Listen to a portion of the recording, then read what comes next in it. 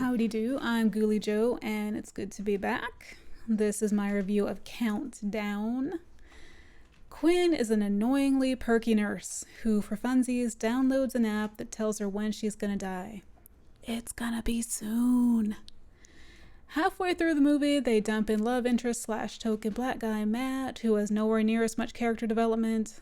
And then there's Quinn's obnoxious teenage sister, Jordan, played by Talitha Bateman, who was amazing as Janice in Annabelle Creation.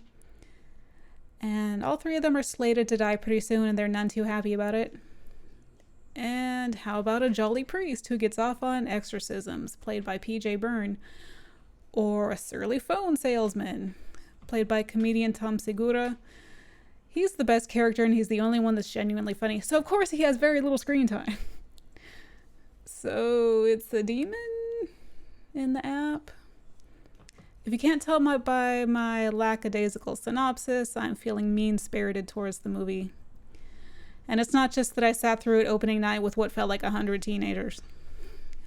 But I need to remind myself that filmmakers have feelings and making a movie is hard. Just breathe. But oh my gosh! It tries very hard to be funny, but they put Tashina Arnold in there as a straight-faced dour nurse, and she gets no jokes, even though she is hilarious.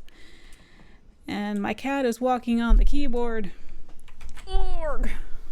Puffy Yumi. And similarly, Valente Rodriguez, most famous for his role on The George Lopez Show, a sitcom, also gets no jokes. And while I'm griping, there's a scene when a patient Quinn feels close to dies, and she realizes he has that same app on his phone, so she jacks his phone. And like 5 minutes later, she's messing with his corpse because she can't unlock his phone. So she's like over there with his fingers and is like, she's opening his eyes, and like, it's ludicrous. And then cut to her sitting in the cafeteria with her hands in her hair, and then she's touching her phone and her face, and it's like, I hope you washed your hands, lady. And the dialogue made me want to pull out my hair. Like when Jordan says, ever since Mom died, you've really sucked in the big sister department. Or when Quinn says, telling Matt how her mom died, one drunk driver later, she was dead. Ah! I did like one quote by Derek, the phone guy. This seems illegal. I like it. It tries to make a point how people are too reliant on technology. It opens at a party where, well, if you're gonna make faces, you might as well come here and be adorable. The hubs. It opens at a party where people are sitting around playing on their phones instead of, communicating. And the tech monsters are just not scary, with the exception of The Ring. But that's getting more obsolete every day with its VHS tapes. The app entraps people because they don't read the user agreement. And more than once, characters run from certain doom and they're looking around anxiously, and then their phone goes off and they're like, oh, I better check my phone. It's like, really?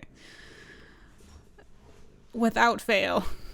And at the same time, it tries to make a point about letting go of guilt, but it's like the two themes don't really run in tandem, and it's just a big mess. It's not scary.